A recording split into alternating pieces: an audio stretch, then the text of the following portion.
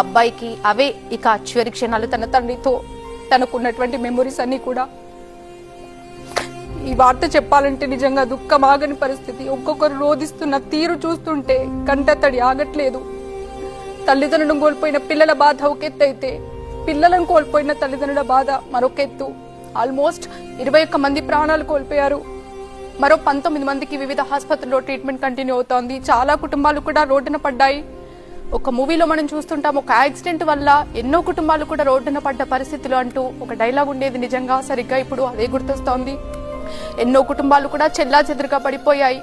తల్లిదండ్రుల మరణ వార్త విన్నటువంటి ఆ పిల్లలు హుటాహుటిన స్కూల్ నుంచి కూడా అవే బట్టలతో, కనీసం యూనిఫామ్ కూడా మార్చుకోకుండా మార్చి దగ్గర వచ్చి రోధిస్తున్న తీరు నిజంగా ఎంతో బాధ కలిగిస్తుంది. తల్లిదండ్రులు ఇక లేరు, ఇక వారు రారు, ఇదే మా లాస్ట్ మినిట్స్ అంటూ కూడా వారు రోధిస్తున్న తీరు అంతా ఇంత కాదు. నిజంగా మార్నింగ్ నుంచి న్యూస్ చూస్తుంటే ఎంతో ఎమోషనల్ గా అనిపిస్తోంది. అంతేకాదు ఇక మా తల్లిదండ్రులు రారా అంటూ కూడా వాళ్ళు ఏడుస్తున్న తీరు టీవీ నేను చూస్తున్న ప్రతి ఒక్కరిని కూడా కలిసివేస్తోంది.